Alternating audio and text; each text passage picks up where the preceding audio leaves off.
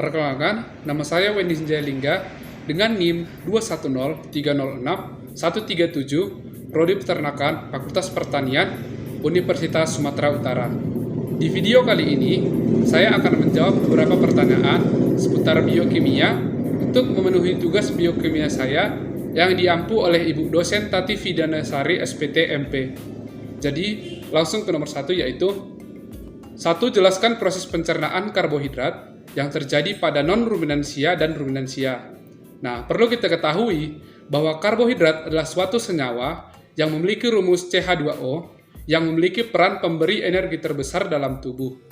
Untuk pencernaan karbohidrat pada ruminansia terjadi pertama kali di rumen yang memiliki mikroba rumen dan juga protozoa. Pada pakan ruminansia terdapat bahan-bahan seperti fruktan, sukrosa, pati, selulosa, hemiselulosa, dan peptin yang merupakan senyawa polisakarida yang tidak mampu diserap secara langsung oleh ternak ruminansia. Lalu, senyawa polisakarida itu akan diubah menjadi monosakarida melalui degradasi oleh mikroba rumen agar mudah diserap oleh ternak ruminansia.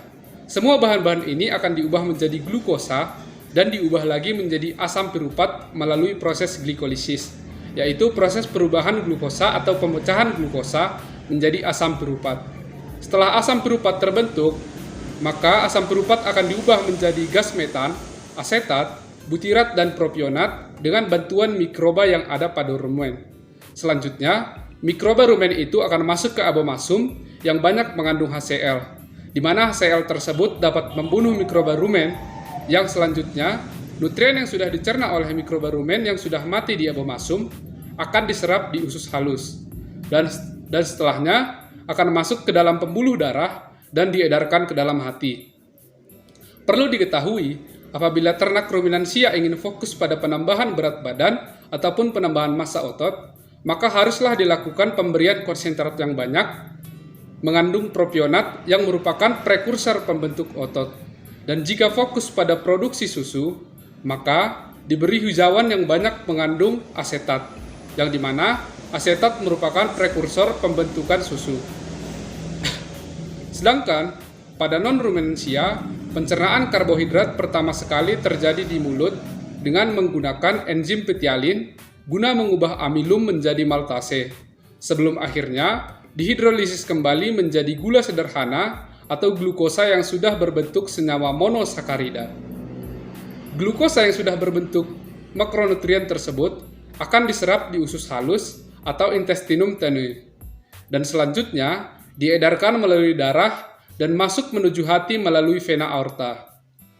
Nah, selanjutnya pertanyaan yang kedua, yakni jelaskan proses metabolisme karbohidrat pada hati. Nah, di dalam hati, monosakarida mengalami proses sintesis menghasilkan glikogen, kemudian dioksidasi menjadi CO2 dan H2O atau dilepaskan untuk dibawa oleh aliran darah ke bagian tubuh yang memerlukan.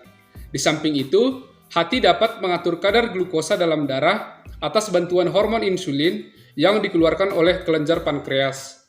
Kenaikan proses pencernaan dan penyerapan karbohidrat menyebabkan glukosa dalam darah meningkat, sehingga sintesis glikogen dari glukosa oleh hati akan naik. Sebaliknya, jika banyak kegiatan, maka banyak energi yang digunakan untuk kontraksi otot, sehingga kadar glukosa dalam darah menurun. Dalam hal ini, glikogen akan diuraikan menjadi glukosa yang selanjutnya mengalami katabolisme menghasilkan energi.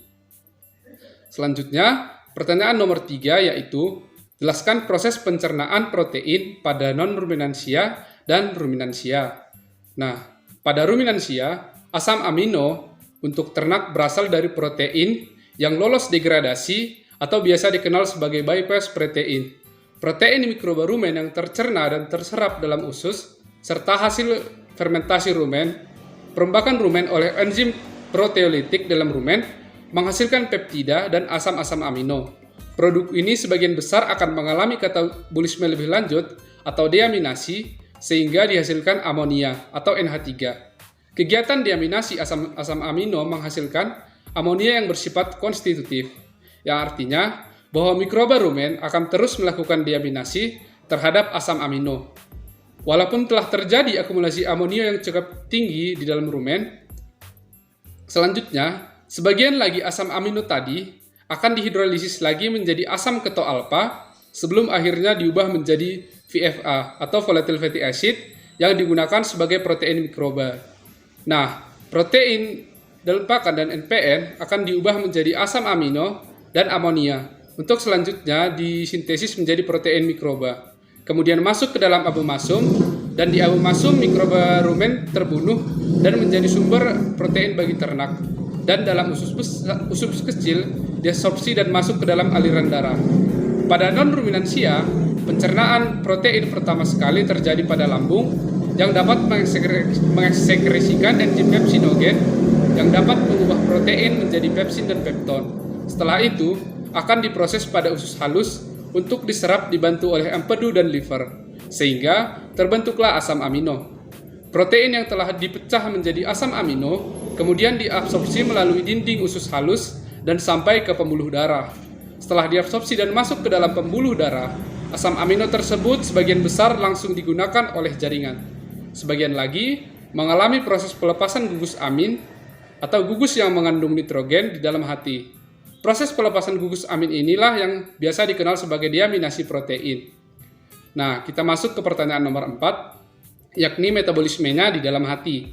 Nah, dalam hati, NH3 yang diserap akan diubah menjadi urea, atau di sini hati berfungsi sebagai detoksifikasi racun agar tidak meracuni ternak. Lalu, sebagian urea tersebut akan dikembalikan ke rumen melalui saliva, dan sebagian lagi akan dibuang melalui urin. Next, pertanyaan nomor 5. Jelaskan proses pencernaan lemak pada non-ruminansia dan ruminansia.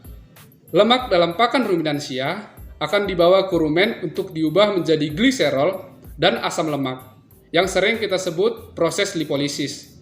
Nah, untuk gliserol akan diubah menjadi asam lemak terbang atau VFA, dan untuk asam lemak akan dibedakan menjadi dua, yaitu ada asam lemak rantai pendek dan asam lemak rantai panjang. Nah, asam lemak rantai pendek akan diserap di dinding rumen, lalu untuk asam lemak rantai panjang akan diserap dan masuk ke usus halus atau intestinum tenue. Lalu, asam lemak rantai panjang akan membentuk yang namanya triasilgliserol, fosfolipid, dan kolesterol. Nah, sedangkan pada non-ruminansia, lemak akan dihidrolisis menjadi asam lemak dan gliserol dengan bantuan enzim lipase. Proses ini berlangsung dalam lambung dan usus halus dengan bantuan pankreas.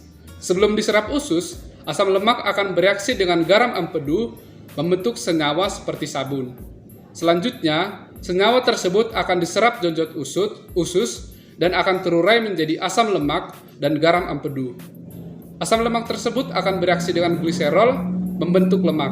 Nah, lemak dikirim dari tempat penimbunan ke hati dalam bentuk lesitin untuk dihidrolisis menjadi asam lemak dan gliserol. Selanjutnya, gliserol akan diubah menjadi gula otot atau glikogen dan asam lemak diubah menjadi asetil koenzim. Nah, selanjutnya pertanyaan nomor 6, jelaskan metabolisme lemak di dalam hati. Nah, hasil akhir senyawa-senyawa seperti fosfolipid, triasilgliserol, dan kolesterol akan membentuk yang namanya kilomikron. Nah, kilomikron inilah yang akan menjadi penghantar untuk dibawa ke hati dan peredaran darah. Di dalam hati akan terjadi detoksifikasi racun untuk mencegah masuknya racun dan pembentukan glikogen. Dan sebagian lagi akan diubah menjadi asetil koenzim yang selanjutnya akan melalui siklus Krebs atau siklus asam sitrat. Nah, yang terakhir yaitu jelaskan hubungan antara metabolisme karbohidrat, protein, dan lemak dalam tubuh. Nah, dalam metabolismenya, karbohidrat akan diubah menjadi glukosa, lemak diubah menjadi asam lemak, dan protein menjadi asam amino. Begitu sederhananya.